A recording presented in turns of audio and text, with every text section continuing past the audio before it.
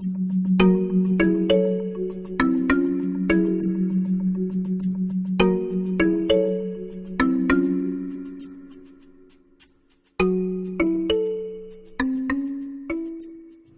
no voy a hablar precisamente de lo que es restitución psicológica, porque no formo parte del campo, se los había prevenido, pero sí como Adames y como lo que está pasando en Bolivia, porque evidentemente me extraña que no haya nadie de Bolivia en el ámbito ni siquiera jurídico, ¿no es verdad? Entonces es preocupante aquello. Es cierto, he sido ministra de Salud de Evo Morales y por tanto hay una historia, digamos, política más que en este ámbito de reparación de las consecuencias o las secuelas de lo que son las dictaduras. Entonces, por ello, no sé si podemos poner muy rapidito para explicar por qué se me pidió como Alanes que viniera. Alanes es la Asociación Latinoamericana de Medicina Social. Y es una asociación que agrupa, todos somos voluntarios, pero que agrupa a profesionales y no profesionales que han hecho del tema de la salud un derecho, es decir, la lucha es el derecho a la salud y por tanto la salud es un tema no solamente de derecho social, sino también linda con lo político. Tenemos una fuerte discusión con lo que es la salud pública exclusivamente, sino para nosotros el tema de la salud es un derecho social y es un derecho colectivo. Es decir, no pueden haber salud individual si es que no existe un derecho colectivo. Y evidentemente la medicina social fue planteándose hace 160 años en una suerte de discusión que hoy es mucho más fuerte en esta discusión de que si la salud es un tema individual y uno se enferma por razones, porque uno se porta mal consigo mismo, ¿no es verdad? Versus a lo que planteamos nosotros, que el tema de la salud es una obligación del Estado y por tanto responsabilidad del Estado es un tema colectivo. Lo voy a resumir por el poco tiempo que hay. Y por tanto son los dos principios: el ejercicio pleno del derecho a la salud y responsabilidad del Estado, y un segundo punto, la salud es consecuencia de la determinante social, es decir, linda con la estructura socioeconómica. En la medida en que hayan diferencias, inequidades, etc., la gente pobre se morirá de unas cosas diferentes a la gente rica, ¿no es verdad? Y la enfermedad es igual. Estoy resumiendo totalmente para que se entienda por dónde estamos yendo. Y por tanto, al mismo tiempo, el tema de la salud está muy ligada a razones políticas. Quien detenta el poder define cómo está dirigida, ¿no es cierto?, la atención y el servicio de salud. Seguimos, por favor. Voy a arribar rápidamente a lo que es Bolivia, indicarles que Bolivia es muy conocida por el porcentaje de población indígena que tiene. Hasta el año 2002 nos reconocíamos por lo menos el 60% de la población de origen indígena originario y por lo menos 25% nos reconocemos como mestizos, por tanto, de un origen indígena originario. Eso marca una importante, tal vez, digamos, particularidad. En este sentido, al mismo tiempo, es un país que vive de los recursos naturales y, bueno, ha sido tanto la minería como el petróleo lo que ha generado y que genera todavía el ingreso económico. Es un país muy rico, pero al mismo tiempo un país con mucha pobreza, porque la apropiación del dinero ha sido siempre llevada a otro lado. Y durante su vida republicana, desde 1825, hemos tenido más golpes de Estado, dictaduras cívico-militares que gobiernos democráticos, particularmente hasta hace 20-25 años que estamos con, digamos, 30 años que estamos con una etapa democrática. Estos golpes de Estado también al mismo tiempo, no solamente es entre militares, sino también en una suerte de rebeliones de la población. La población boliviana es muy paciente, es muy tranquila, somos demasiado tranquilos, pero hay límites, y los límites cuando se toman rebasan inmediatamente. Entonces hemos tenido muchas también subversiones muchas resistencias, el año 1985, nosotros salimos de la última etapa de dictaduras, está entre el 64 y el año 82, ¿no es verdad? Son 18 años de dictaduras frecuentes, y el 85 se incorpora, se pone un gobierno democrático, pero se aplica el neoliberalismo terrible, con las consecuencias que tenemos en todos lados, ¿no es cierto? Aumento de la pobreza, inequidades, disminución del Estado, privatización de todas las empresas estatales, etcétera, etcétera. Pero ese nivel de pobreza llega a un nivel que ya no es aceptable, y al mismo tiempo ahí se genera una nueva subversión. Y el modelo neoliberal no solamente fue económico, ¿no es cierto? No solamente fue el achicamiento del Estado, sino que tuvo una orientación, y ha sido destruir la organización sindical, que en Bolivia era muy fuerte, el sindicalismo minero particularmente, que era la cabeza de la Central Obrera Boliviana.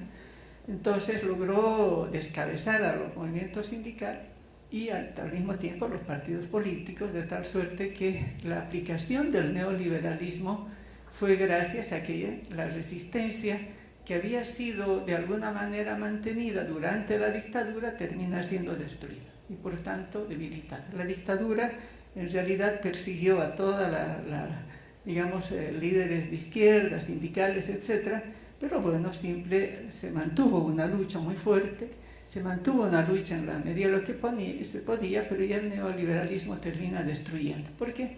Porque las empresas estatales, particularmente mineras, son cerradas y son privatizadas, y por tanto el movimiento sindical termina siendo absolutamente diluido. Por favor, pasamos. Entonces, el contexto político actual viene desde el año 2000, ¿no?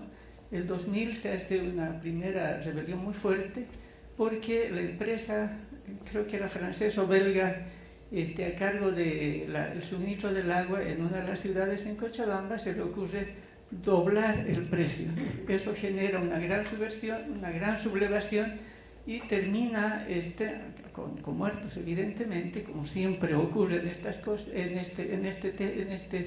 estos momentos, pero se consigue que el Estado rompa el contrato con esa empresa, lo cual era palabras mayores porque está dentro de lo que es la Organización Mundial del Comercio. Sin embargo, se logra romper. Ese es el 2000, siguen las protestas 2002 y el 2003 se termina, por favor, hacemos, ¿no es cierto? Desde el 2003 hay una gran subversión y los sectores populares logran deponer al aparato gubernamental, ¿no? Entonces el presidente termina fugando del país y se termina, digamos, imponiendo toda la población y obligando en realidad a los órganos del Estado a aceptar que la población había logrado imponerse a un nivel tal que fuga el presidente y obligan digamos, a poner de presidente interino después de renuncias al presidente del órgano judicial para que llame a elecciones. Entonces son 2 años de muy fuerte presión. La movilización popular no ha sido liderado por ningún partido, por ningún sindicato, son movimientos sociales, que hay momentos en que se logran articular y un movimiento social termina siendo político. Por tanto, lo que ocurre hoy en el país no es obra de ninguna personalidad, no es obra de nadie, es obra de la población. Pero no es de cualquier población, es de la población empobrecida, que había más del 60% de pobres, que había 70% de pobres que había generado el neoliberalismo. La población se sentía empoderada, pero aún no sentía que el Estado le correspondía. Entonces se va a elecciones, gana el señor Evo Morales, que es un indígena, líder sindical indígena, no es de un sindicato obrero, o sea, está en contra de toda nuestra teoría. Yo vengo de la izquierda y por tanto digamos, el liderazgo obrero que es clásico, es nuestro, sin embargo, es una lógica, ¿no es cierto? ¿Quién es la dirección de una revolución? Son los obreros. Sin embargo, en Bolivia, la dirección la dan los movimientos sociales a la cabeza del campesinado. Un campesinado pobre, indudablemente, pero, o sea, son particularidades, las revoluciones son diferentes en cada lugar, y entonces, como no se sentía que este Estado correspondía, se exige tres cosas. De la votación, digamos, se encarga al presidente tres elementos, dos particularmente: la convocatoria de una asamblea constituyente para elaborar una nueva constitución que sea boliviana y no copiada de Europa o cualquier lado, y al mismo tiempo la nacionalización de hidrocarburos. Y el tercero es el tema de la tierra. Entonces son los tres elementos. Seguimos, por favor. Entonces, ¿qué razones impulsaron a la realización de la Asamblea Constituyente? Es una demanda desde el 90 que se está exigiendo el tema de tierra y territorio. Segundo, el incremento de la pobreza. El tercero, exclusión de las naciones indígenas originarias. Si ustedes recuerdan, les he dicho que el 60% de la población se reclama indígena originario, al mismo tiempo ese 60% estaba excluido. Y hoy el hecho de que Evo Morales esté en la presidencia no es un tema pequeño, es estar ese 60% hoy en el poder. Sin embargo, que hoy está bien Bolivia, estamos avanzando económicamente, etc., pero los sectores de poder lo que no le perdonan a Evo, que ahorita está bien, es que sea indígena. Y entonces van a votar en contra de él, por más que esté mejor, porque es indígena. Entonces el tema de exclusión y de racismo es muy fuerte. Y luego hay una vigorosa emergencia de ideas, ¿no es cierto? Entonces se genera la Asamblea Constituyente y un cambio político importante. Seguimos, por favor. Entonces, la nueva Constitución basa la lógica de la nueva Constitución en reconocer que Bolivia está constituida por 36 naciones indígenas originarias. Entonces, reconoce que hay 36 naciones indígenas originarias. Unas son muy pequeñitas, tal vez con 100 familias, sobre todo en la Amazonía, y otras muy grandes, ¿no es verdad? Que son 1 millón, 2 millones, no sé. Sin embargo, todas son iguales, todas se reconocen como iguales. Entonces, Bolivia cambia el nombre de República de Bolivia por Estado Plurinacional de Bolivia. Y esto es importante, porque entonces son las naciones indígenas originarias las que cobran el derecho y la autoría y el poder. Es decir, el Estado ahora les pertenece, antes no les pertenecía, ¿no? Entonces hay una lógica muy fuerte y por tanto las culturas se reconocen, todos somos iguales. Entonces, económicamente el retorno de las empresas y socialmente el reconocimiento de los derechos fundamentales. Es una constitución muy avanzada. Ahora que no se cumpla todo es cierto, ¿no? Y hay una orientación importante dentro de la Constitución que es el paradigma del vivir bien. No es el vivir mejor, es el vivir bien. Porque el vivir mejor tiene una connotación de competencia, ¿no? Yo puedo ser siempre mejor que el otro. Necesitamos vivir bien todos juntos, ¿no? Entonces, esta está la idea, es una mirada larga, es una construcción permanente, es el deseo de vivir de otro modo, porque como se vive ahora no es vida, ¿no? Es decir, es el deseo de vivir dignamente.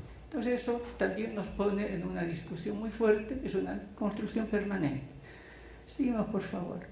Entonces, ¿existe una política estatal de reparación psicológica, etcétera, por violencia política? No, no hay. Hasta ahora no se ha logrado que el Estado boliviano, hoy en esta situación, reconozca o elabore, más que reconozca, elabore una política estatal respecto de la violación que ha acontecido en tiempos no solo de dictaduras o de agresiones estatales. Lastimosamente hasta ahora no hay. Y la violencia política está pobremente abordada, excepto por algunas connotaciones que hay, indicar que el año entre el 80 y el 82 tuvimos la última dictadura que fue muy cruenta y que fue de la mano de los paramilitares argentinos, bueno, en esta lógica del Plan Cóndor, y era un gobierno que estaba muy teñido al mismo tiempo con el narcotráfico. Como estaba muy teñido por el narcotráfico y hasta los militares querían alejarse, fue el proceso que pudimos hacerlo y que duró como 6 u 8 años en el proceso. Y fue el primer dictador en Latinoamérica que está preso, todavía está preso por 30 años sin derecho indulto. Salvo ese caso, que además tiene 8 castigos de 8 elementos, y uno de ellos ha sido la masacre al grupo de liderazgo de uno de los partidos de izquierda. Seguimos, por favor, entre el 64 y el 70, o sea, en la historia de Bolivia hay muchísimas masacres, intervenciones. Una en los últimos años fue muy evidente. La dictadura del 64 al 70 empieza con intervenciones, pero el 67 tenemos la guerrilla del Che en Bolivia, y los mineros se organizaron para darle el apoyo. Entonces hay una masacre, una noche en que estaban reunidos, una noche además de fiesta, y hay una de las masacres más grandes que hay. Nunca como esa, y hay otras después, hay tomas de minas, etcétera, etcétera, con mucha frecuencia durante los años hasta el 82. Sin embargo, nunca hemos sabido cuántos han muerto realmente, cuántos desaparecidos, etcétera, nunca se ha sabido. ¿Sí? Seguimos, por favor. Y entre el 71 y el 82 hemos tenido 3 golpes de Estado. El más largo ha sido el de Banzer, el gobierno, que es donde se establece el Plan Cóndor o Operación Cóndor. Es la época en que hay, como en todos los países del Cono Sur, aparte de torturas, persecución, la desaparición. Que hasta el momento, si bien estamos investigando, indicarles además que yo formo parte, presido la Asociación de Familiares de Detenidos Desaparecidos, coincidentemente, cosa que no lo sabían acá, ¿no? Entonces, por eso es que conozco este tema desde esta institución, que es la única que hay, y que lastimosamente no hemos podido avanzar. Entonces, ha habido durante el Plan Cóndor presencia represiva de los grupos represivos de Chile y de la Argentina en interrogatorios, y la presencia de paramilitares en el golpe de García Meza. Se han extraditado, los 4 argentinos extraditados, los 4 están desaparecidos, y la niña que se extraditó se la recuperó después de 8 años. Es la primera o segunda recuperada en la Argentina. Seguimos, por favor. Como les decía, procesos judiciales solamente se ha hecho a García Meza, que tiene sanción de 30 años y que ahora está pidiendo que se le atenúe porque está muy viejito, y nosotros indicamos que, bueno, se tendrá que morir ahí, ¿no? Y razones de la falta de enjuiciamiento, porque hasta ahora no existe un proceso, un enjuiciamiento a los dictadores, porque en general la salida, ¿no es verdad?, de la dictadura a la democracia, a pesar que ha sido por una fuerte resistencia popular, siempre el poder está en manos de los poderosos, y entonces han habido salidas pactadas.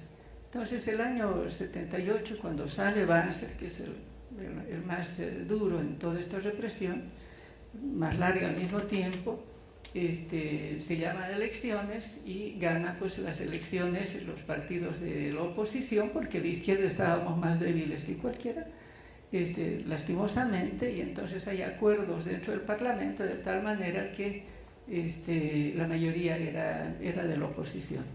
Sin embargo, el año 79 se inicia un juicio de responsabilidades, y como estaba avanzando viene un golpe de Estado, para todo, ¿no es verdad?, y engavetan, archivan todo.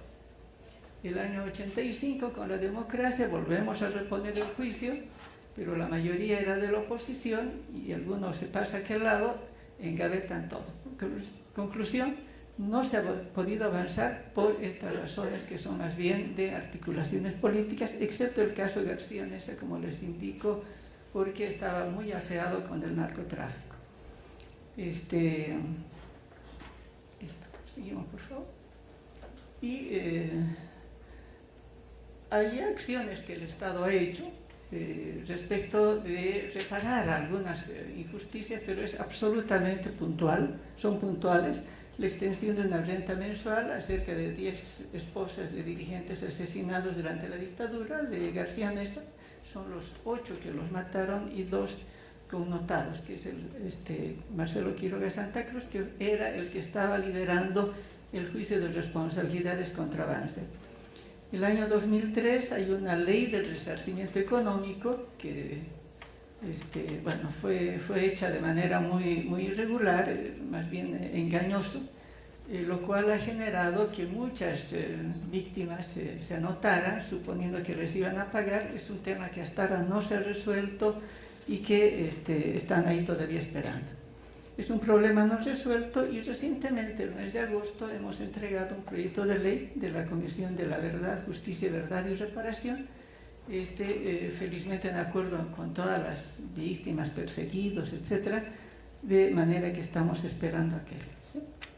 Entonces, indicar que desde el punto de vista psicológico, en realidad las poblaciones, tal vez por ser la mayoría indígenas y las represiones se han dado en sectores rurales y en sectores mineros, las masacres, tal vez el tipo de restitución es más colectiva, ¿no es verdad?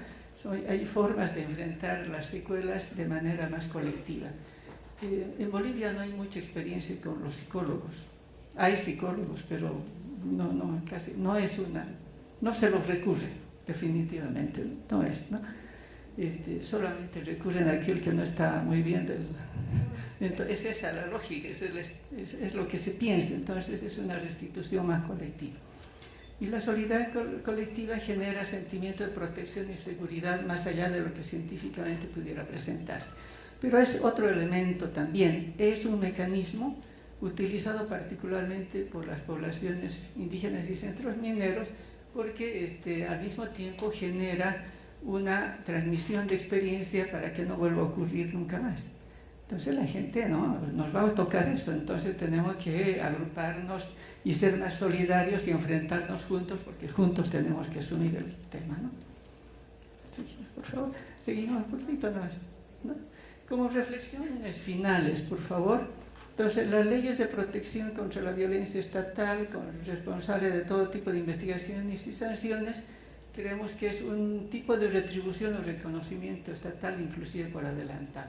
El solo hecho de que haya alguna ley de protección, aunque no le llegue, finalmente termina siendo una señal muy importante para la víctima, para la gente que ha estado luchando.